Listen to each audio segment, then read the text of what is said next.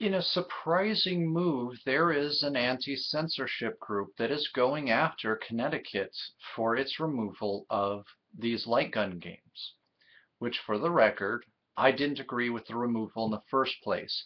One person complained that it might be insensitive, even though these rest stops were actually not anywhere near Sandy Hook, and none of the Sandy Hook families were the ones actually calling for this sort of thing. Uh, and I agreed. This was the stupidest thing that I'd ever heard. And it continues to be, but it's what I've talked about. We're boiling over in this country. We're losing ourselves to the whims of our overwhelming emotions because of the bottling up of our emotions over the past several years. We're all collectively releasing it, and we're not doing it in productive manners because typically a release of that kind of emotion, bottled up ones, are not productive. They're lashing out at something that has no way to defend itself for the crimes of other people, places, or things that may not be in front of the person but had an effect on that person. So let's get to it. Anti-censorship group Scolds Massachusetts over arcade game removals.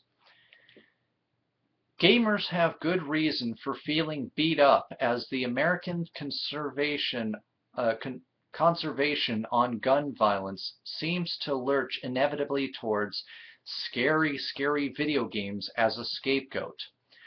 The Entertainment Consumers Association, a voice of gamers, went to Washington last week and came back convinced that lawmakers have made up their minds about games as a culprit.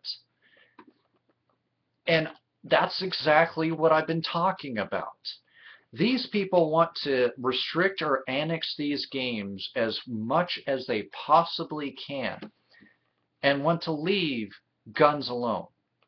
And I simply cannot agree with that anymore. I used to think that that was perfectly solid logic, perfectly solid thinking, till I really started looking at guns in general. I really started looking at recent events and realized I was on the wrong side of this topic. That's not to say I hate guns. That's not to say I want to see all guns completely banished forever. I think that's really not the answer here. But I digress. So what did I say? What did I say in recent videos? I've said that lobbyists, that the government in general was going to go more harder on video games than they were ever going to go on guns. And am I being proven wrong here? Show me all the mandates showing that Obama wanted to have a $10 million study done on the accessibility of guns and violence study.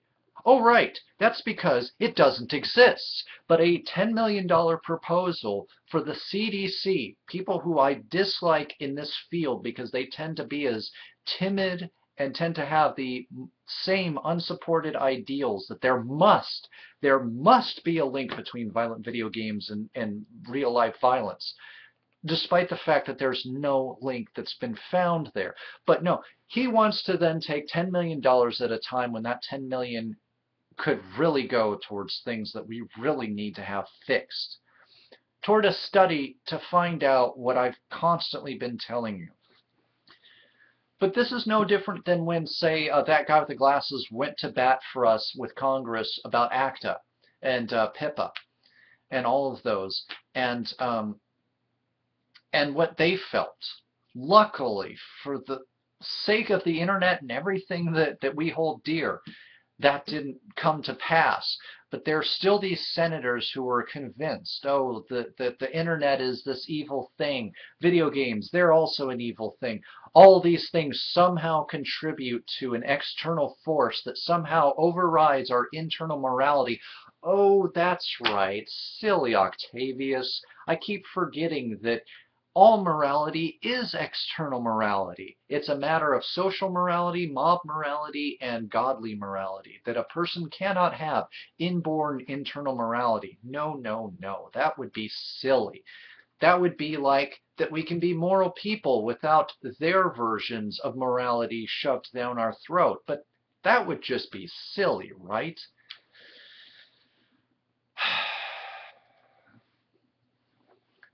And that was all before Senator Lamar Alexander, Republican from Tennessee, surprise, surprise, opened that hole in the front of his face and noise came forth that sounded like video games is a bigger problem than guns. I would say illiteracy and grammar issues are bigger, but whatever.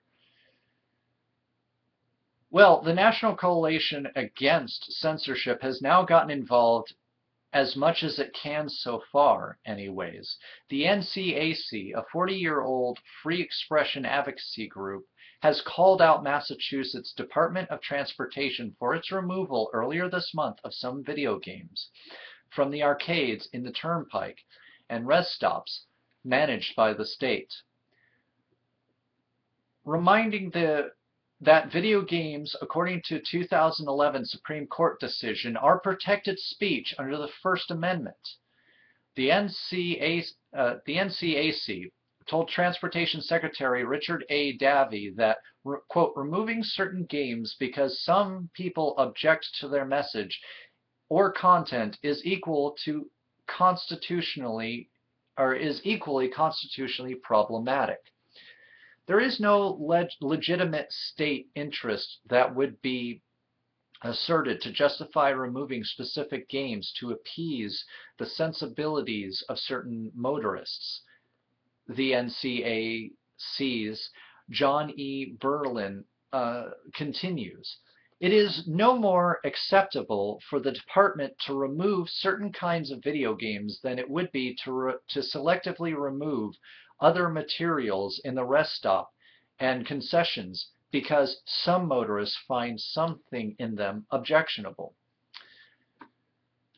You can continue to read the article. It'll be linked down in the underbar. I'm glad somebody has some semblance of sanity in all of this purging of our negative emotions and our bottling up of our emotions over the last 8 years. Because yes, for me, it wasn't just that it was ridiculous that one family had complained and suddenly the Department of Transportation lost their crap and started pulling these games because of one complaint. It's the fact that it's censorship, and it's censorship for the sake of censorship. It's not about sensitivity in this case. Now again, if it were families of these victims who were advocating for the removal of the games, then you know what? I have all the respect in the world of that. It would be wrong on some levels, but you know what?